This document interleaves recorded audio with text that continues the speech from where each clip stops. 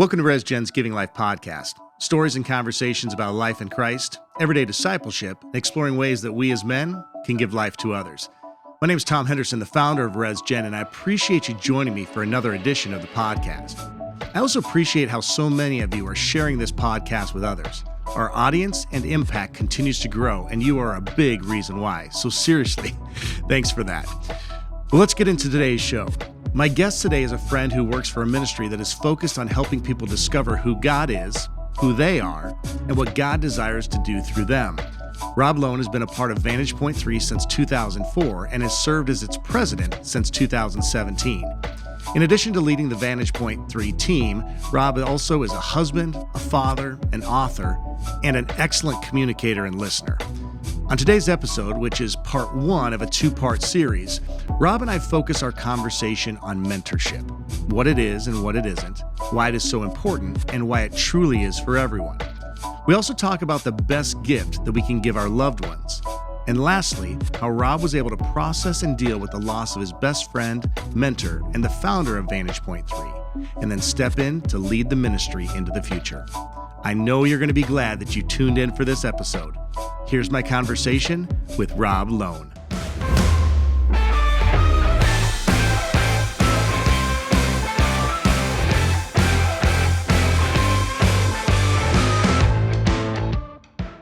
Rob Loane, welcome to the Giving Life podcast. Good to be here, Tom. Yeah, dude, seriously, this has been something that we've talked about doing for quite a little while, and so we're going to make this happen. Yep. Not just one time, though, both part one and part two. I get two sessions with you. We will be sick of one another.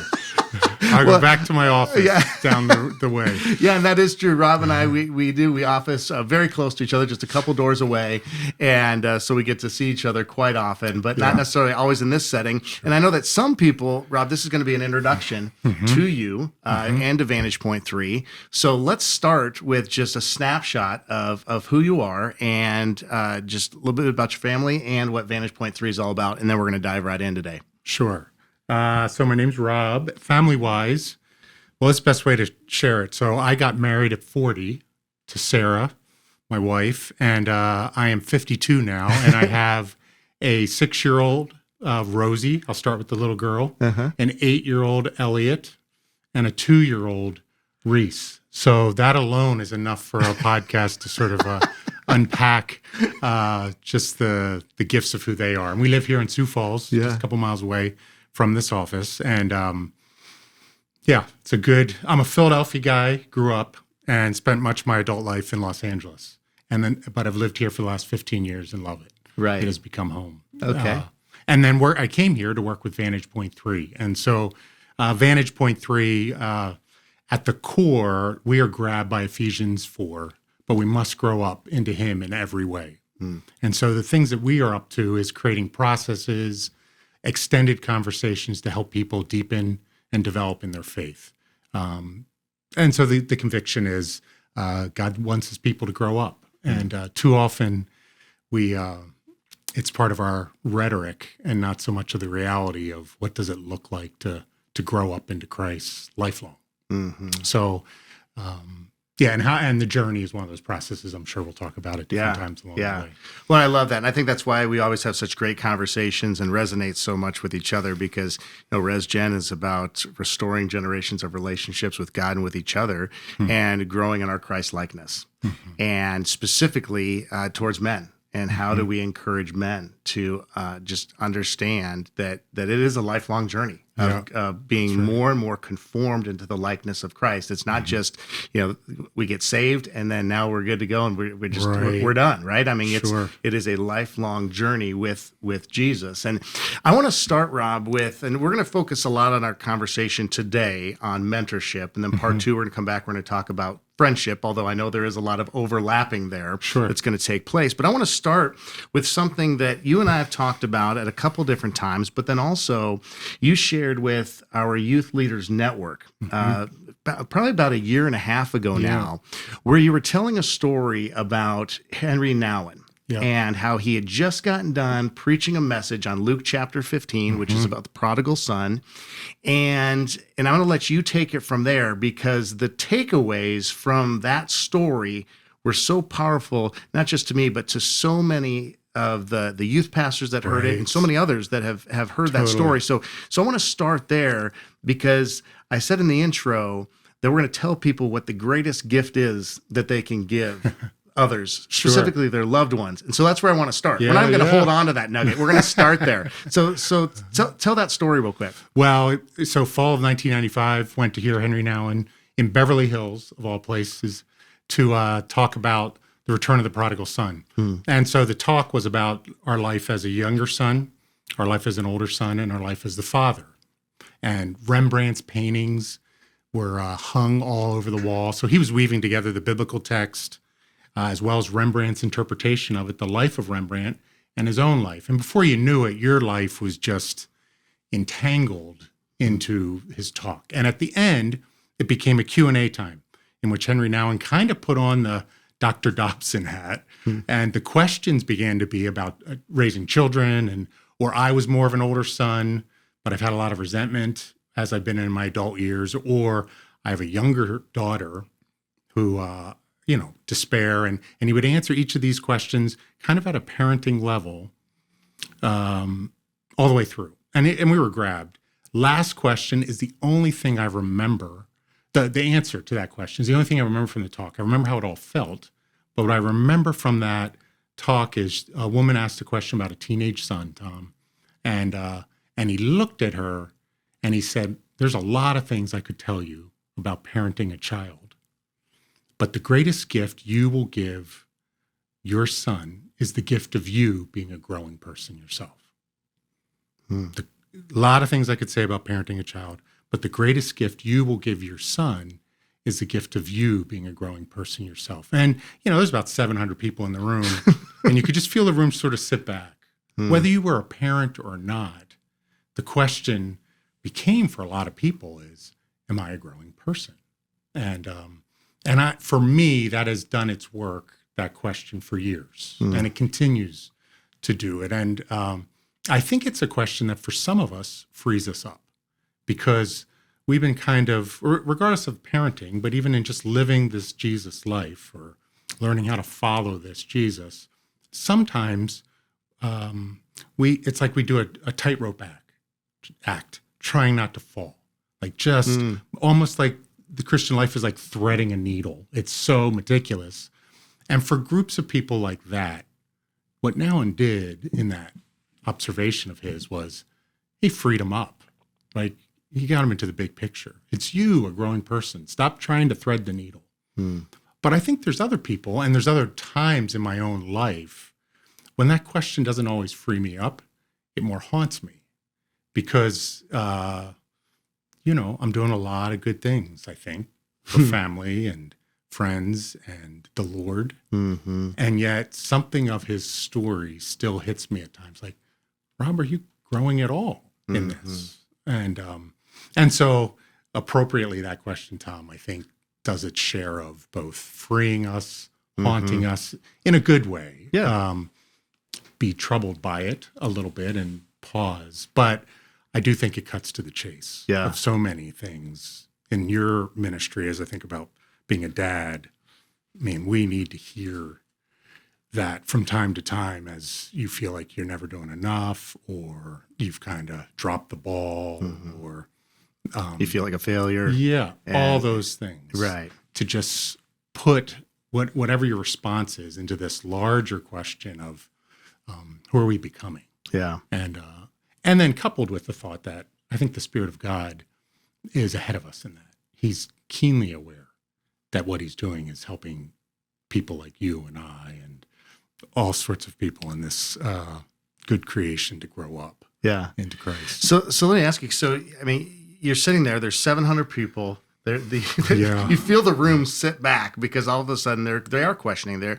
Are we growing? And I'm sure there's people that even as they heard that story and that you heard that question, that as they're driving down the road right now, as they're sitting at their desk, as they're mowing their lawn, whatever, and they just heard that statement of the best gift you can give is to be a growing person. So the question that comes out of that is, okay, so am I a growing person? And what does a growing person look like? And so how do you answer that question, Rob? Like, how do you know if you are a growing person? one of the things I would do even before I respond is in your own mind, sort of pause and think through people who come to mind when as soon as we said growing person, and do some comparison of the different sorts of people and realize that there's a great variety to people I know that are growing as people. And but I think I think there's just a deep awareness that God is good and that he's up to something in the world. And I do not need to do a dancing bear act for God in order for him to kind of pay attention and decide to do something good in my life, in my kids' life, in my wife's life, in Sioux Falls. You get it. Yeah, wherever you are. Yeah. Wherever you are, that there's some sort of alignment and attention where the Spirit of God gets our attention. And I want you to grow up. And Jesus, what type of teacher is he? He's gentle and lowly. So much of that sort of punch to sort of grow up in my growing up as like, grow up, Tom. Do you know what I mean? It had a kind of condescending, you're screwed sort of analogy to it. Yeah. And now I'm thinking about how many times I told like my kids, like, sure, hey, it's time to grow up. Yes. Right. But maybe not with that gentle, loving tone that Jesus probably looks at us and says, Henderson, Loane, would you just grow up? Totally. Except he says it, just grow up. Yeah. It's time to I love you. Right? Yeah, exactly. Yeah, I am far more aware of your own sense of being a screw up than you are. And I keep on showing up, and I've been showing up for a while. And I mean, that's the gospel. So there's something about the goodness of God that pulls us into this growing conversation. I think the other thing, and this will get into some of the mentoring too, is people that, occasionally I'll bump into somebody that's, let's just pick mid-70s, and they are vital, alive, dynamic, interested in people, Jesus followers. And after I spend, a couple hours with them at a training table or in conversation, the thought is, where did you come from? Because life is hard. You see a lot of folks for whom there is not that vitality, right? There is a little bit of I'm on the tail end of life and a despair with that sort of, I remember when I was really at the table, now I'm not, all those sorts of things. And when I bump into a person like that, what I've come to discover, and sometimes this is at funerals, sometimes this is just asking them the question, where did you come from? Is these sorts of people never come alone. They always got friends that are growing people themselves. And there is this, you could say the myth of being a solitary Christian. They've learned that. And they have long relationships, 30 years. And then, I was at a funeral one time with a woman named Mary who was just very dynamic, right? She was a growing person. And I met 4 or 5 other people that had been 50-year-old lifelong friends with her. And I go, that's how it works. They don't come in ones. They come in 2s and 3s and 5s. And so who are we walking with is so integrally connected to this question of being a learner, being a person who's maturing. This isn't a perfection. In fact, that sort of impulse almost has to get beat up and go down as the learner is, disciple is another way to, learner is a way of thinking of the word disciple of Jesus and follow Peter. He would be a great one to follow and just watch him as a growing person. And I think it might free us up, to realize time and gentleness, and we can get it really, really wrong sometimes. Like even our Lord says, "Get behind me, Satan," as he does, like in all love and kindness, because he just doesn't get it. And I start to feel like, I'm in good company. We're always been a fellowship of slow learners, and so that's a good way to put it. Yeah, I think so. Without getting into individual character traits, which we could talk about, what's wisdom from a biblical standpoint, or what's maturity, which that might along our way maybe we'll tap into that. But I think more of this impulse to learn and to grow, and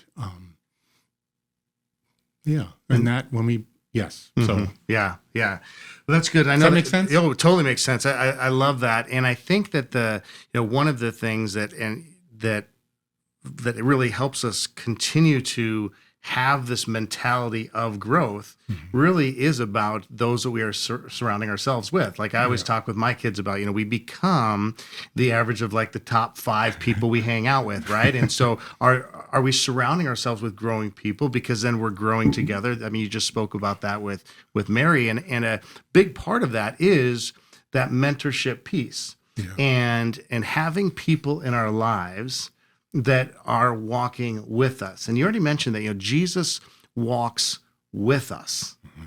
And I don't know about you, but sometimes, Rob, I walk in front of people because I'm in such a hurry.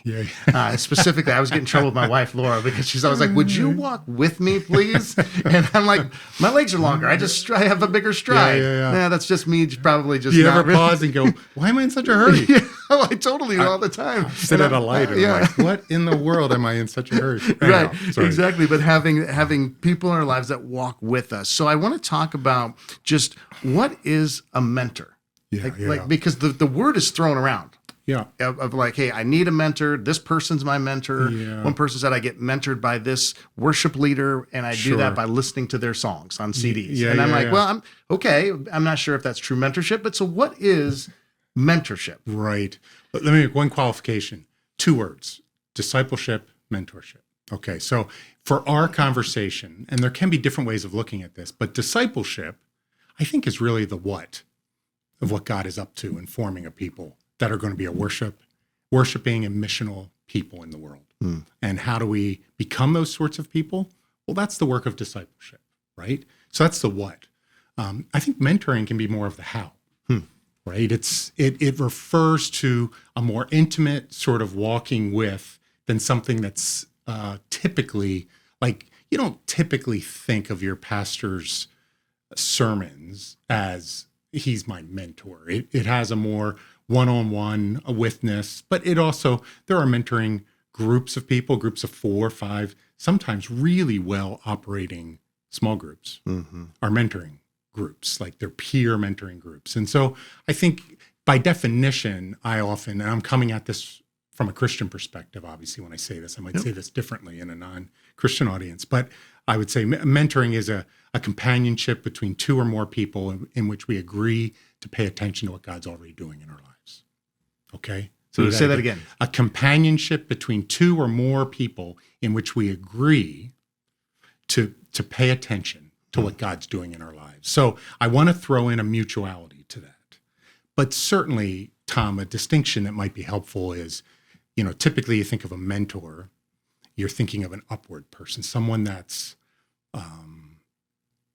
I don't know. I think most people think Yoda to Luke Skywalker, or maybe that speaks to my Star Wars background. But like the next season of life. Is that how so your mind goes there because they're the next stage of life, they're the next couple steps ahead of you. So you can be my mentor because you can help me be a better father, or you can help me in business, or you can help me in Okay. Yeah. So and then there could be sort of a downward in which I play the role of someone that might be a step ahead of somebody, and I'm mentoring them, right? But then there's also these mutual relationships, peer relationships that I think I want to include in this mentoring idea. Like,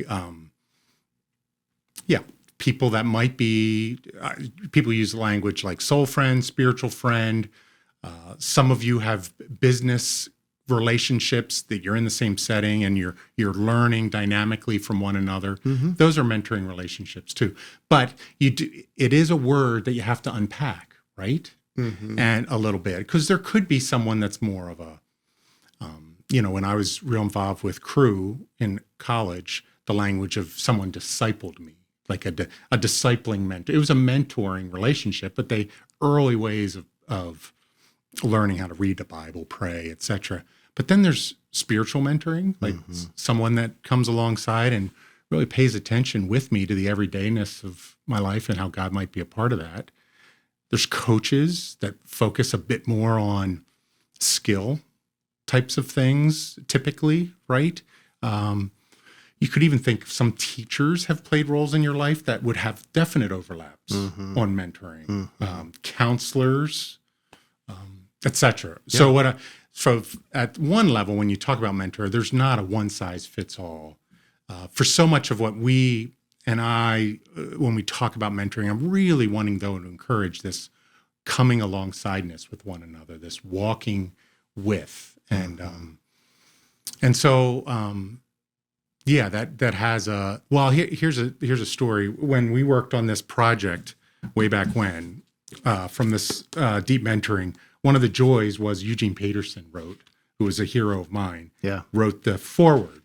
And when we think about leadership and in Christian churches, when we got this foreword in the mail before it would make it into the book and get published, this was the paragraph that I'm still reading.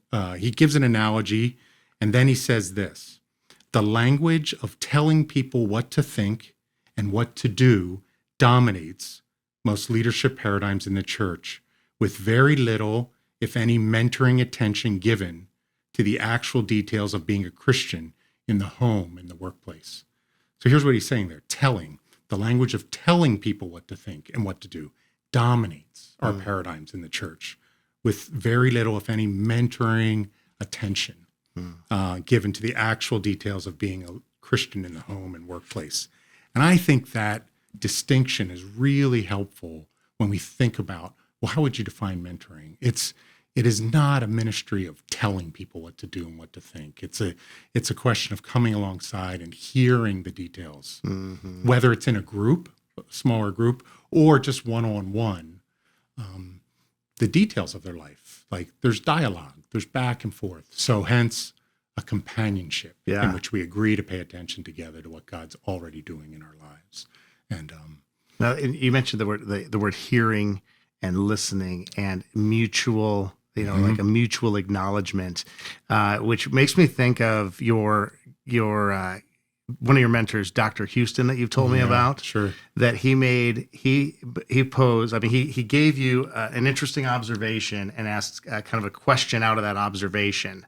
That this was when you were young. Yeah. Younger. Mid-20s. Mid-20s, yeah. Years ago now. In all seriousness, that was years ago. It was, but he pointed out something to you that was kind of like.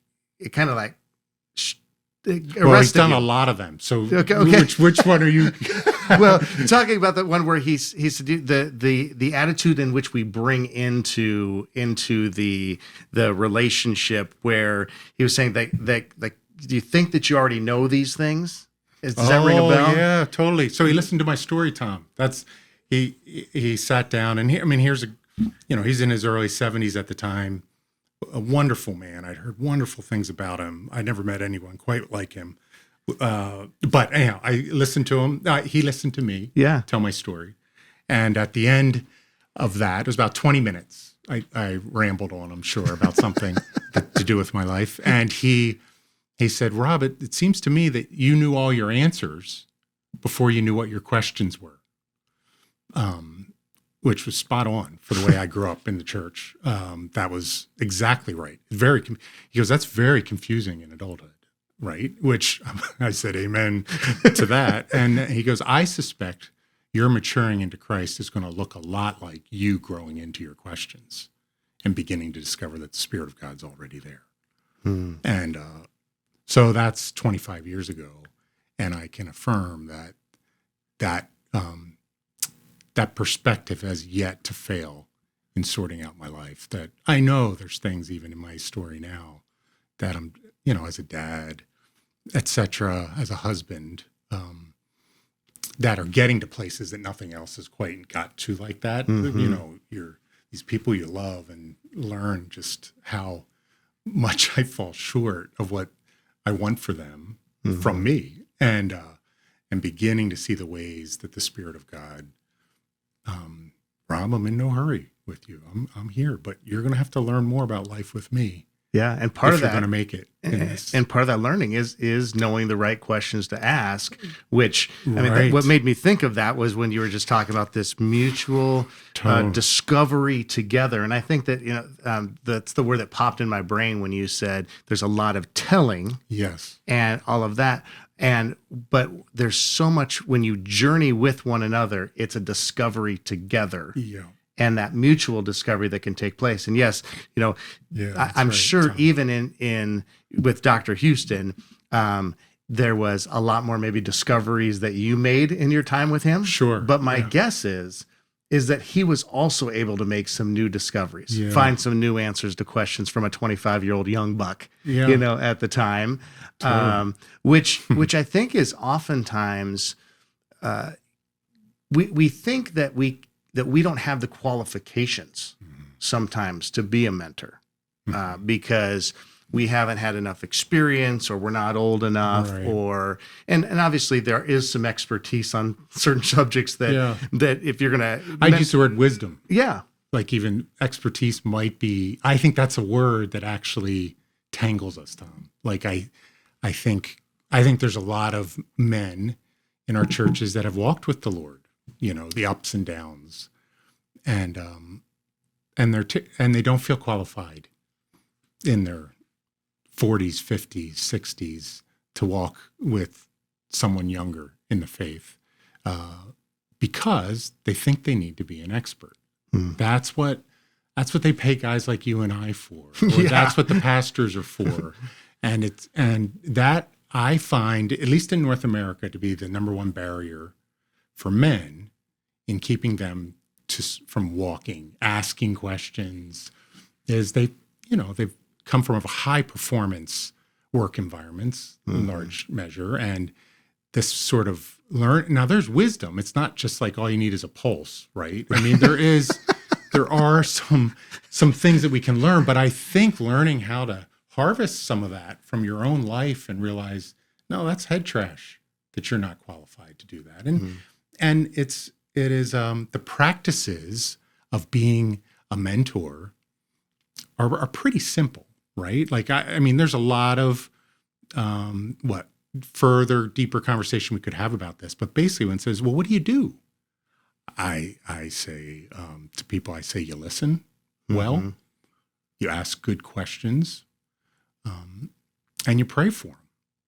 And so deep interestedness, like folks that are fascinated in other people, you are equipped to be a great mentor, because that grows from a certain character and way your mind works, a deep interest. And that's where good questions come from. We got lists of questions that could be helpful for you. Sure. But ultimately, when you're around someone that's a great question asker, they're just really interested in you. And so they're going to ask other things about what this is or that is, and which is what Jesus did. Oh, I mean, gosh. he was the master of questions, right? Totally. And we're still sorting out his questions, right? Yeah, exactly. I mean, there were definitely some situations where he told some things, but he asked a lot more questions to, create that space for discovery. Yes. And a great way to put it. one of the things that and you mentioned that listening, obviously Jesus did a great job of listening as well. And I even said in your intro about how great of a listener you are. And that's a growth point for me. I'm just going to be honest with you. That is a growth point for me. Well, me too. Is to grow in my listening. Especially with like certain individuals, right? but there's just nothing that is more important for people than to know that they have been heard. Yeah. And I mentioned already that you're just a couple doors down from me here in the Sioux Falls Seminary where we both office. And I mean, there's so many days where I'll just walk by and peek in and say hello. And you always move your chair from behind the desk to the side of the desk.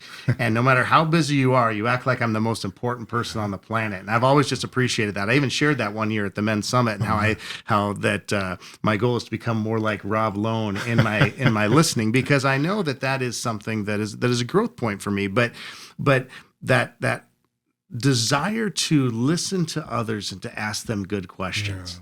I mean, what a skill for us to, especially as men, Right. And in whatever role we happen to be playing, whether that be in the office, whether that be sitting at home with our wives or our kids or with our friends, which we're going to dive into more of the friendship piece next time. But to work on that skill of becoming a better listener. How have you developed that skill? So, so one thing to say about, all three of those, listening, asking questions, and praying. Yeah. It is the spirit of a beginner that is the one that keeps on growing. Like you begin again and again and again. And I come from a family of overtalkers. So it has not been maybe some of that developed an appetite for it. But I certainly have that family resemblance at times as well. But listening, I'll tell you one thing I do. This could be a long workshop, but there's one thing that I do that may not work for everybody, but works for me. I don't tell people I'm doing this, but I'll have like an afternoon where someone told me about this and I did it. I didn't think this up on my own. I fast from advice giving. They told me, you know how people fast from food, fast from media, blah, blah, blah. Fast, Rob, just don't tell people you're doing this, but just fast from advice giving. So in the next meeting you're going to, you're not going to give any insight or advice, and see what that does to you. And while what it initially did to me, and continues at times when I do that, I don't do this often. Sometimes I'm in bad shape, I can tell, and I need to return to this fasting practice, is I quickly realize how much my identity is hooked up with giving the right answer, providing advice, telling the cool story, just unlocking. And some of it's out of decent motivations. It's not all like, just look at me, look at me, look at me. Although that part's alive and well at times too. But I think, Tom, so that practice, one, made me aware of there's some deeper things that are driving me from not being someone that listens to people. And how to, Lord, Spirit, how do I release this need to, sometimes it's impressing people, like in a different form, but from always sort of, I worked in a residence hall for years at Biola University in Southern California, and I had an RA that mentioned to me, you ever notice how, Rob, like you say something and then he languages it just to make it sound deeper? I was 24 at the time, and he said that, and it was the first time I even noticed it. But I noticed I was addicted to it. Like here's I wanted to name it better. Let's be more precise. But what it did is like, it kept on deflecting things toward me rather than him or her, and so I feel. I think prior to getting married, so I got married at 40, so late. I thought I was a decent listener. Now, 10 years into marriage, I didn't think I was stereotypically this guy that wanted to fix everything. And so, and I'm like, so in the world of stereotypes, I've never felt more male in the last 10 years because I'm like, gosh, I just want to fix it. I'm not listening to her. Right. Or Elliot or Rosie. And so that's where the beginner, so I think there needs to be a gentleness to go, I'm terrible at this. Like, unless you if you have to be good at listening, you're never going to be a good listener because you're just going to avoid it. Like, why most of us don't pray? Because we don't feel good at it when we do it. And until we get that performance mindset fly off the back, and sometimes that requires good friendship and thoughtful people and awareness of what the Spirit's doing in our lives, and get freed up. Oh, then you get freed up to listen. Yeah. Right? Because you're all ears. Like, I want to hear what's going on for Tom. Not because I'm trying to be a good listener. And that's good. And I think there's definitely a takeaway in there. Our hope with these podcasts that there's some little nuggets, some little takeaways. We strive to be men whose life in Christ gives life to others. And so I think there's going to be a few guys right now that listen that said, I'm going to go into this next meeting and I'm not going to give any advice. When I go home, I'm just going to listen. One of the questions that I've learned to ask over the last year that's really revolutionized my marriage, Rob, is and I'm going to let you in on this as well as the listeners. And this has changed my relationship with both my wife and my kids. Is when they begin to ask or just talk, right? Uh-huh. My inclination is to tell them what they should do, or here's how they fix it, or here's what you should have done. And so I've started just saying, okay, so what is it that you're looking for from me as you tell me this story? Sure. Do you just want me to listen? Do you want me to do something? Do you want me to develop an action plan? Do you want me to fix it or what? And that question has saved me lots of pain and heartache in my home. Gives you a breathing moment too to have to think about that too, like because sometimes it's impulsive. You just want to solve it, and that pulls you back. And there's times when I'm like, I really think I could give some great input here.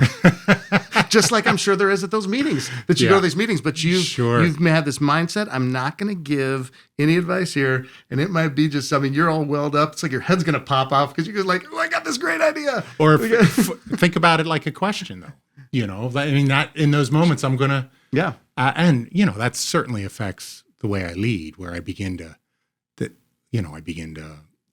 not naturally a delegator, right? And those sorts of things, listening is probably one of the key signs of how well I'm delegating or not, because how would I know if I didn't listen? And put it in the form of a question, and a question you legitimately don't know the answer to, not like some sort of, have you thought about therapy version of question that's not exactly an open question. Right?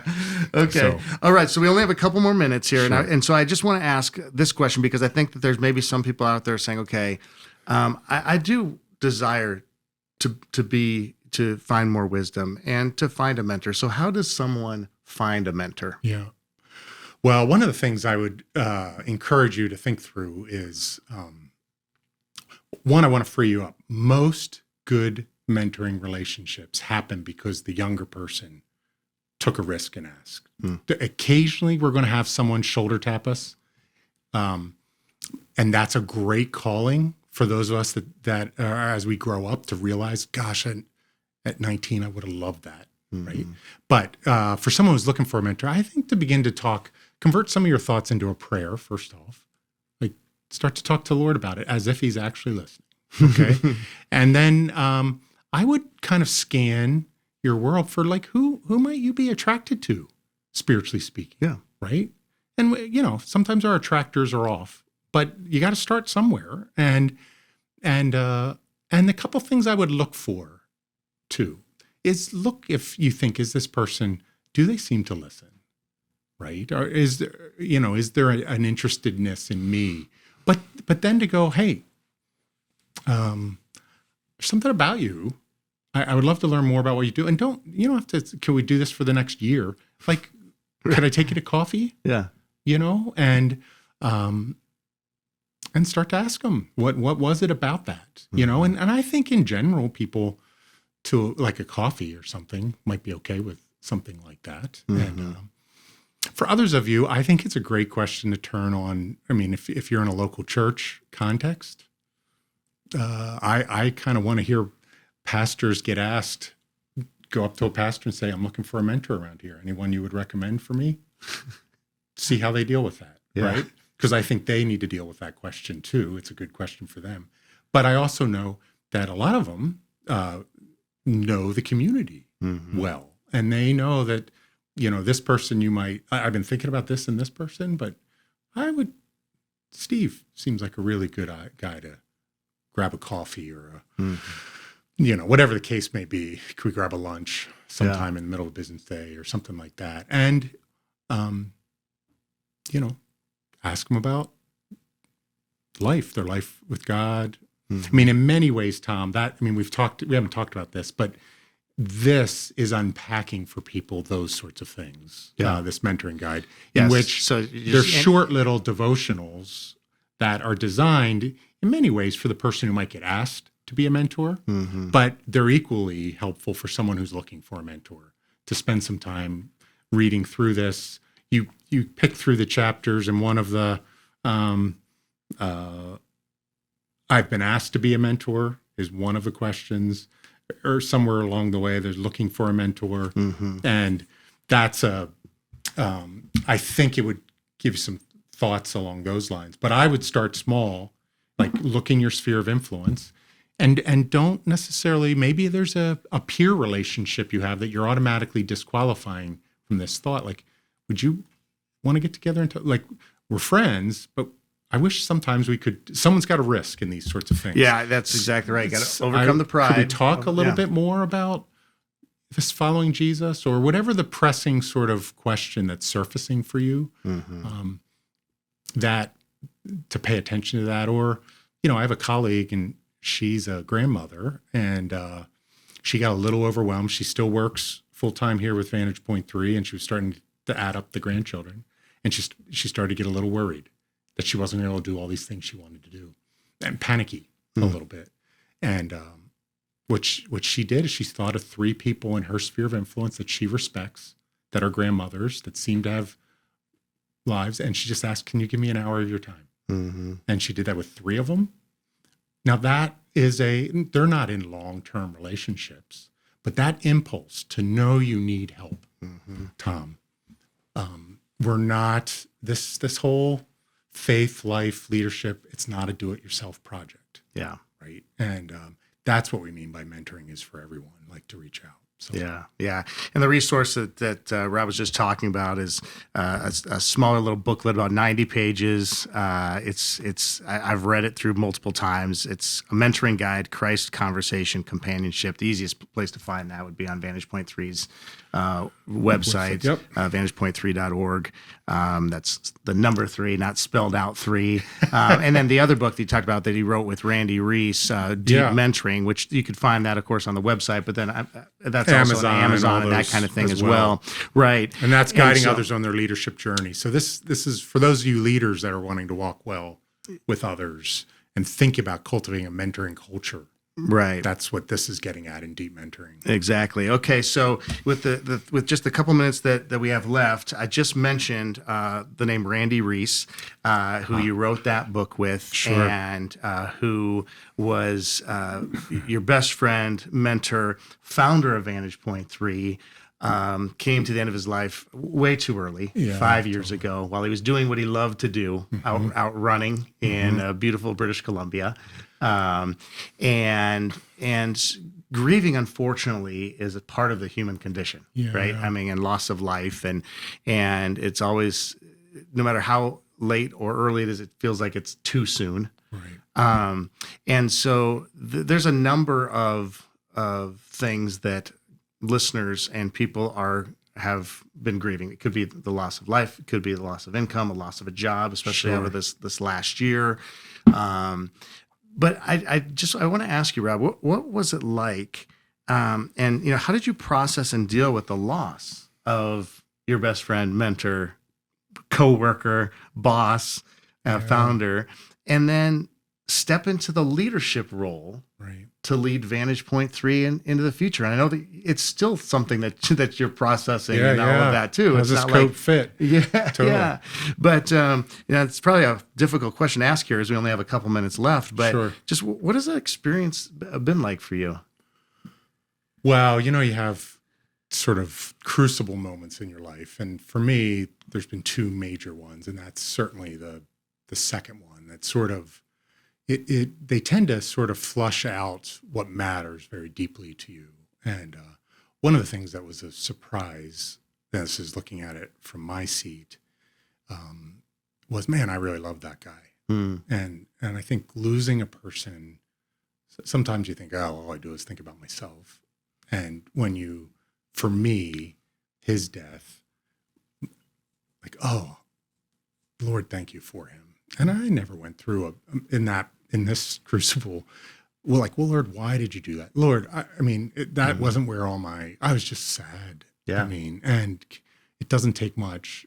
And to become sad. And grief's a bit like an orbit. Sometimes that orbit gets a little further, but it comes back around. And I'm like, I had a moment with Reese, my youngest, who was named after Randy. And I was like, that Randy would have been laughing his butt off right here at this sort of moment. But I think what surprised me, Tom, and then I'll get to leadership, a little bit of the leadership stuff, is how kind the Lord is.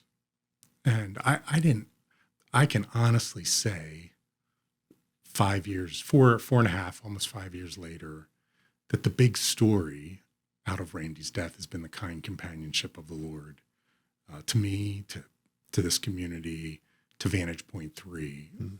Not in any way unclear that, all things considered, I'd like to wave my magic wand and have him back in that office. Yeah.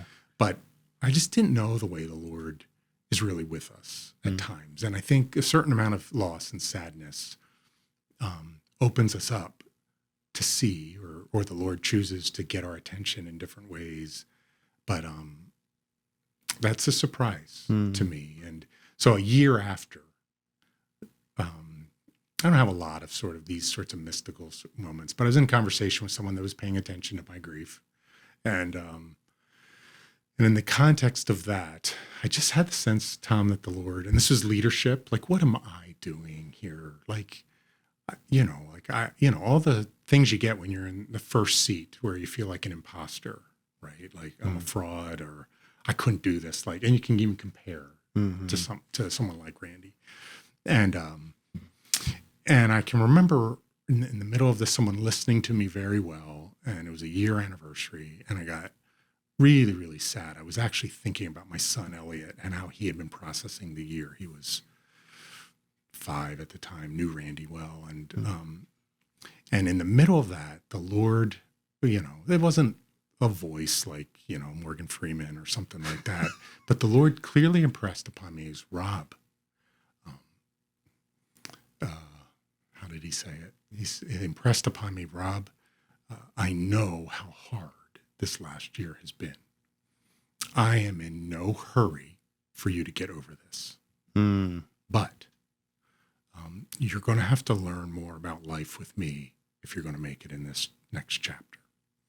And Tom, as a leader, as a parent, as a friend to Randy's family, just as a person, it was very important to me at the time. And it remains important, that word. In all my knuckleheadedness of, no, Lord, I want to do this on my terms. Would you come with me? That sort of. Yeah. And so leadership-wise, the team, see the way the team stepped up. Yeah. People who care deeply about helping others discover more deeply who God is and who they are and what God wants to do in their life. Just that's rich to watch in the seat I'm in. It doesn't always look like, Tom, as a leader, it doesn't always look like, man, I'm nailing it. Yeah. Right? Sometimes what's good is I look around and I go, oh, and these are people I work with. She's growing. Man, look at her step up and do that. Yeah. And that is one of the measuring steps for me. It's not the only one for me to go, oh, so Lord, how am I doing? Am I, and so, but it was sad, but there's no but. It continues to be sad, but it's also very rich to be a part of something that he cared about so much, and I still get to be that way. That helps. There's only one decision in the last 5 years that I go, I have no idea what Randy would think about this. Everything else, now I might not agree with everything, but I go, because, to be a friend for 25 years, you learn each other a little bit. So that's been a great. Rob, that's and usually we end our time with the final word. I'm just gonna, but I think that final word that I want guys to leave this podcast episode with is that word companionship.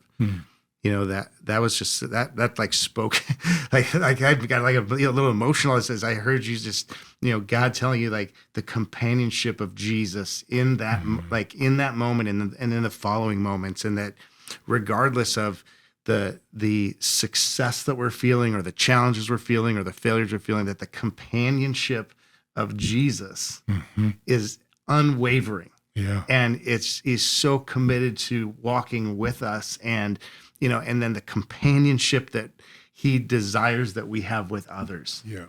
And the mentoring and the friendship, which we're going to get to in this next episode. But man, the companionship with him and with others, what a powerful just truth for this time to to wrap up with. So thank you for that. And Amen. bro, you know how important you are to me. I just am so thankful for you and your friendship. I'm so thankful that we get to come back and have part 2 next. But thank you for being with me here on part 1 of the Giving Life podcast with you and with mentorship. And I think that this was a great way for us to start. And I'm looking forward to episode 2. Sounds good. Giddy up.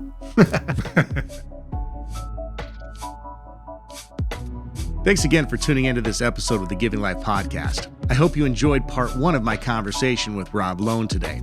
If you found our conversation helpful, I encourage you to share it with others that would find it helpful as well.